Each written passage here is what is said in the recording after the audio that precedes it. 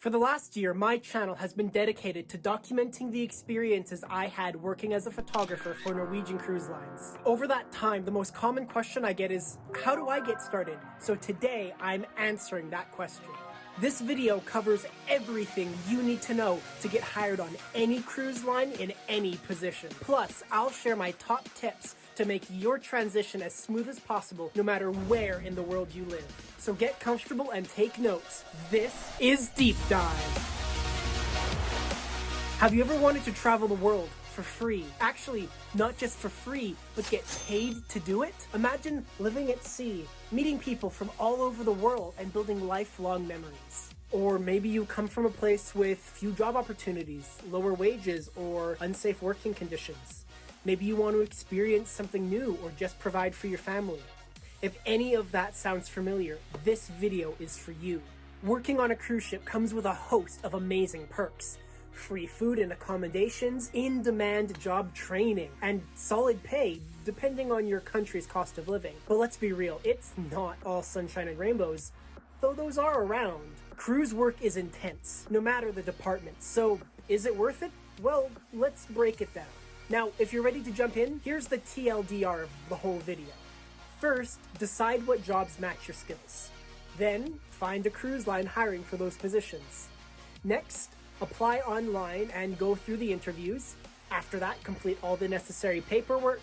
Then pack your bags. You're boarding for the next 6 months. Alternatively, if you live in a country with a cruise or seafarers agency, that can be a faster and easier route. Agencies handle applications, paperwork, and even training. If that's an option for you, use it. If that's all you needed, congratulations, you're ready to go. But this is Deep Dive, so I'm not stopping there. The rest of this video will go over every detail I wish I knew before my first contract. So, let's dive in. Now let's set expectations. No matter which cruise line you work for, there are some constants to expect. First things to get over with, English. I speak it, it's a dumb language, but 97% of all cruise ship passengers will speak it as well, so if you want to work, so will you. Hopefully that's not a problem if you watch my channel, but still. Speaking English confidently and fluently is not only critical, but just simply required if you want to work on any cruise line in the world. The other constants, you will work long hours, like 10 to 12 hour shifts daily. You will work for months away from home. A contract can last from 4 to 9 months, but on average it's 6 months, which was the case for me. You will have limited free time. You'll be visiting beautiful places, but usually only for a few hours at a time, and for most people when you're not working, you're sleeping. And finally, all cruise lines in the world operate on contract-based employment. You work for a set period of time, then take unpaid leave before working on your next contract. For example, as a photographer, I worked a 6-2 contract, meaning I worked 6 months on and 2 months off. Spa employees, however, have a 3-9 contract. Yes, 9 months working on and 3 months an unpaid break. Speaking of pay, there's a lot of factors to consider. Your pay depends on your position, nationality, contract type, your port of origin. Entry-level wages can range anywhere from $600 to $5,000, and I've heard instances of even less than $600 a month. However, for most first-time crew, you can expect to be earning about $1,000 USD. And I'll be using USD for the duration of this video for my standard unit of currency because that's what I and everyone else got paid on my ship. If you want more details about this, check out last week's video where I break down all of the financial aspects about how much money I made and spent when I was working on the cruise ship. For most cruise line employees, food and accommodations are free, and this applies for anybody hired under the flag or specific brand. However, many ship staff are actually contractors, working and being paid by separate companies. Anyone on board, as an example, working in retail, spa, or entertainment, typically speaking, is not an employee of the cruise line directly. If this is the case, your stay comes out of your paycheck, which is typically balanced by a higher overall salary. Let's clarify another factor. During your contract, you will see some amazing locations. In my first month, I visited Costa Rica, Colombia, Panama, the Bahamas. It was amazing to see all these exotic locations, and I did visit these locations. I have videos on all of them. You do get the opportunity to explore the ports, just like the passengers do, but there's a catch. See, the passengers get all day, spending 8 hours easily exploring, going on guided tours, excursions, paying for activities. However, as a crew member, you are working every morning and evening, factoring in the time to change, eat, shower, both before and after your shift. It's uncommon to get more than 3 hours at a time to visit port before your next shift. Now, you could say that the diversity of locations makes up for it, and it's true. I've seen many places and I have the videos to prove it. Costa Rica and Mexico were awesome, but then I spent 4 months in Bermuda at the same port. No! Your ship will go to the same places over and over and over again. It really starts to lose the wow factor the 15th time you visited the same location. Riveting! Honestly, the biggest hurdle is just your energy. After weeks of 10-hour shifts every single day, exhaustion sets in. Many crew members, myself included, spend most of their free time sleeping rather than sightseeing. And you can see this if you follow the cruise vlog playlist. I slowly get more exhausted and depressed as my contract stretches on. Well, if it's so hard, it has to be worth it, right? Well, that's up to the individual to decide.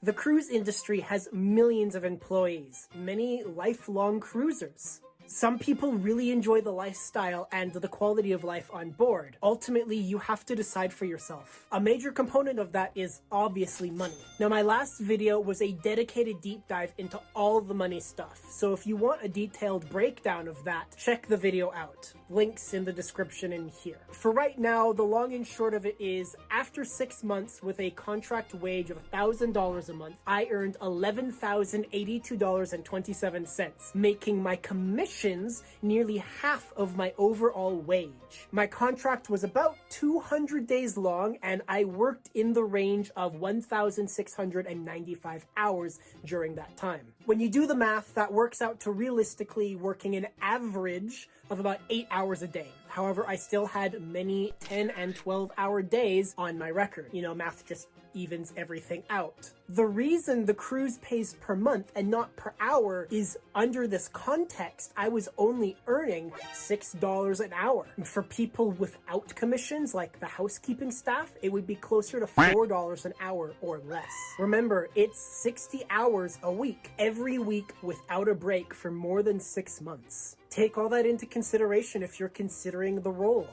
What are your living expenses right now? Can you drop everything and just leave for 6 months? And are you willing to work 8 hours or more every single day, no days off, for only $4 an hour? But you can keep every single dollar of it. You don't have any expenses. It's something to think about. It's a trap! Now let's talk about who you'll be working for. The cruise world is dominated by a few major players. We can call them the Big Four, but really it's a stacked podium and it looks like this. In number 1, Carnival Corporation. Easily the largest cruise line conglomerate in the world, with more than 90 ships in operation across Carnival, Princess, Holland America, Seabourn, Cunard, ADA, Costa. They own a lot, and they hire a lot of crew. They also move the most people. In second place, unsurprisingly, Royal Caribbean, king of the mega ship. With more than 60 ships and the largest ships in the world, Royal Caribbean also owns Celebrity, Silversea, and TUI cruises. Next, we have MSC, the largest family-owned cruise line in the world. They have 22 ships with a focus on the European market mainly, and they serve approximately 1.4 million passengers annually. They also hire more than 30,000 staff under the one flag. For that one brand, they are the 3rd largest in the world. Now, NCL, my line in comparison, owns only 19 ships currently, but like Royal Caribbean and Carnival Corporation, it's owned under Norwegian Cruise Line Holdings, which operates Oceania and Regent of the Seven Seas as well. As a corporation, NCLH is still larger than MSC, serving nearly 3 million people every year and hosting about 35,000 staff across all three brands. But with only 19 ships, NCL is actually at risk of being overtaken by Royal Caribbean and Carnival's secondary brands. Princess Cruises, as an example, on its own has 18 ships and nearly 30,000 staff. And Celebrity isn't far behind, with 16 ships under their flag and an annual passenger count approaching 2 million. If these two secondary brands joined, they would be larger than both MSC and NCL across every demographic, which just shows you how big the gap is between brands. Now, it's important to remember that these are all just objective numbers. They're estimations based on the most recent reports I can find. I can't tell you everything about the culture, quality of life, or people on board. Each of these main lines and their children will have specialties, and each ship itself will have differences in characteristic crew demeanor and personality. I can't get into all of those details here. I just want you to see your options. In my opinion, aiming for a job in one of the big four is your best bet for your first time. But there are other options. Disney has its own magical cruising experience with 8 ships and a very family-friendly demographic. Viking is a line of luxury river cruises, and as well, the newest competitor to the market, Virgin Voyages, operating only 4 ships with the highest standards of quality customer service. There are a splattering of smaller, more specialty lines that may be hiring, but I wouldn't recommend seeking them out specifically. Now, I know that's a lot to take in, especially considering each is going to have their own hiring practices and requirements, some being more strict than others. Just to get your foot in the door, I would recommend sticking with the big four: Carnival Cruises, Royal Caribbean, MSC, and Norwegian Cruise Line. As the largest name brands, they're likely to have the most turnover and the highest number of open positions. Now, it's really important when you're looking for a job to do your own research into which brands you think are best going to match your personality or skill set. However, your personality and skill set might matter less than where you're physically located in the world. Depending on where in the world you're living geographically will also make a significant difference in your hiring journey. This can impact not only which lines you work for, but even which positions are available to you. The easiest way to think about it is just to cut up the world. If we take a look at a map of the world, we can sort our population centers into 3 primary groups. The first section is what I think of as our major demographic centers. These are countries that have a target market for most cruise staffing employment, primarily Southeast Asia, notably the Philippines, but also India and Eastern Europe. Each of these regions are heavily scouted by all cruise industries and will have numerous agencies that you can work with for employment. The next area is what I'll call the minor zones. These are South America, Central America, and Southern Africa. Not only are these locations the most popular for cruising destinations, notably the Caribbean, they are also the source of the remaining cruise ship employment. If you live in a country located in either of these 2 zones, you should be able to contact an agency and work through them in your hiring process. If you live anywhere else, well, you'll have to do things the hard way. Like me. Now, I can't cover every detail for every option, but I intend the rest of this video to serve as a kind of roadmap, guiding you with key checkpoints that you can gauge how close you are to actually stepping foot on board. The simplest route is one I've alluded to, is working directly with a recruitment agency.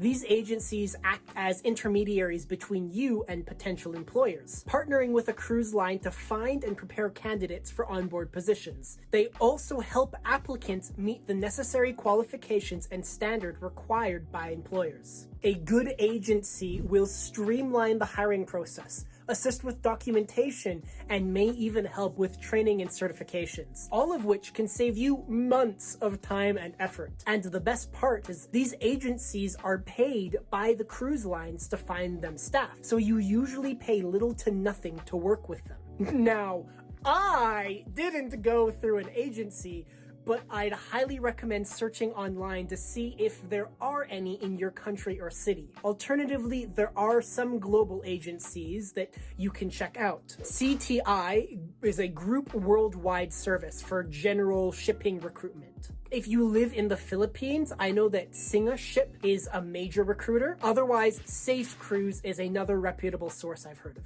Now, some cruise lines also establish their own hiring bases in specific countries, offering direct training programs. For example, CSSI handles hiring for Carnival Corporation in India and the Asia Pacific region. Hopscotch Travel in South Africa offers a kind of photographer's boot camp that trains applicants for specific on-board positions with NCL, and many of my peers went through a similar program. I'm also aware that Royal Caribbean has offices directly in the Philippines to hire into the population centers themselves. There are many other region-specific opportunities like this, so be sure to check out what's available in your area. It's also important to remember that many cruise ship staff don't work for the cruise lines at all. Instead, they're employed by third-party companies to operate on board. I'm telling you this because if you're interested in a position and the cruise line isn't hiring, they're likely going through another company for that role. This practice is the most common in these categories. If you're interested in retail, like selling shirts, souvenirs, or jewelry, look into Dufry or other duty-free retailers. These are positions with really good commission rates. Especially if you're a woman interested in the spa and wellness area, I believe Steiner trains most cruise ship spa staff.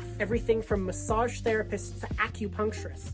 It's really tough work, but from what I hear, the money is incredible. Though, from my ship, it was a 9-month contract for everyone in the spa. If you're interested in art or being an auctioneer, Park West is the go-to company for all art galleries on board. Most ship has one. There is incredible earning potential, but it is extremely commission-based to the degree that if you don't make a sale, you really don't get paid. So, high risk, high reward. If you have the talent for it, pretty much all ship entertainment is brought in on commission. It's almost always out of house. Most cruise lines will have Broadway-style shows, Cirque du Soleil performances, or general performances of live music throughout the ship. I don't have any first-hand experience here, but again, if you have the talent, it's certainly worth looking into. Finally, of course, there are photographers.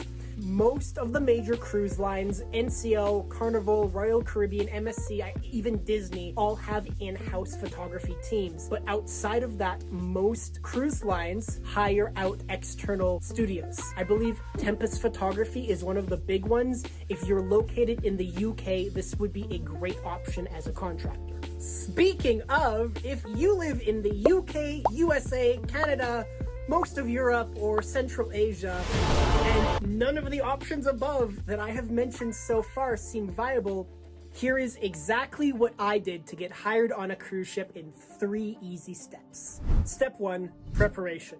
So you've decided you want to work on a really big boat for a really long time. Great, but what do you do now? Start searching online for job openings using key terms like cruise ship jobs or for specific roles like photographer, cook, bartender, whatever. Websites like All Cruise Jobs, Cruise Ship Jobs, and Indeed are great starting points for job availability. After that, start checking on specific company websites like NCL, Royal Caribbean, and Carnival. They all frequently update the job postings on their sites and are great places to start. Now, don't apply just yet. I recommend doing some market research first because it might lead you to opportunities you hadn't considered. For example, I originally planned to work as a bartender on the cruise line before I find out they hire photographers. So explore a few different job options before locking in your position. You might find something incredible like I did. Your next big step is ensuring all of your travel documents are in order. This was a mistake I made. You need to have a valid and recently updated travel passport, depending on your country of origin, possibly other documents as well. Why is this so important? Well, It might seem obvious, and it is, but when I started, I didn't have my passport valid and ready to go. This is important because in my very first interview, when the interviewer eventually asked me, do I have a valid passport in my hand, and I hesitated to say yes, she canceled the call immediately. There was no second chances or questions. I did not hold up the passport. I lost the job. Have all your documents ready in advance before you apply to anything. Lesson learned, right? Let's talk about working visas. Don't stress about that specifically just yet. The cruise lines will usually provide everything you need to work aboard their boats, including any American working visas. If you're not eligible for that for whatever reason, they'll typically assign you to a ship that doesn't operate in whatever country conflict you have.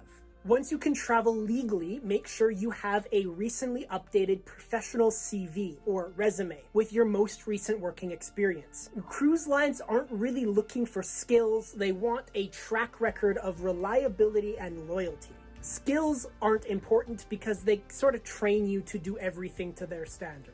Sometimes certain positions will call for a certain number of years of experience in a role, but often providing competence is enough for most positions. As an example, I have no professional photography experience outside of the cruise ship, but I'm really good with a camera. So I put together a super professional portfolio and submitted that with each application. Again, my job doesn't need me to be a photographer. They trained me to do everything on board. And in past videos, I've talked about how most of the staff I work with weren't photographers. They were camera technicians. They just did this specific job really well. That's what everything on a cruise line is going to be like. But if you want to work in hospitality or housekeeping, having hospitality or housekeeping prior experience will be beneficial. Now, once you have your passport and CV and anything else you might need, you're ready for step 2, application. Now that you have all your documents in hand, you can start applying!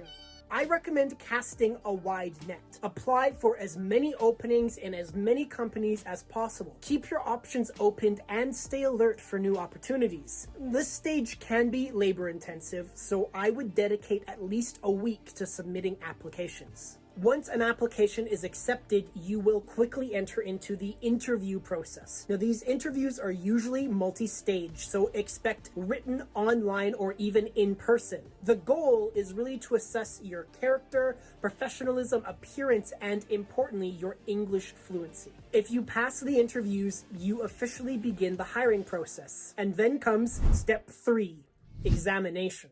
This was easily the most time-consuming part for me because I didn't take it seriously. Before you can board, you need to complete a mountain of paperwork. The most important part being a medical examination, a full health screening that is required by maritime law. The cruise line needs to know that you're healthy and fit with no underlying medical issues. This sucked for me because I have underlying medical issues.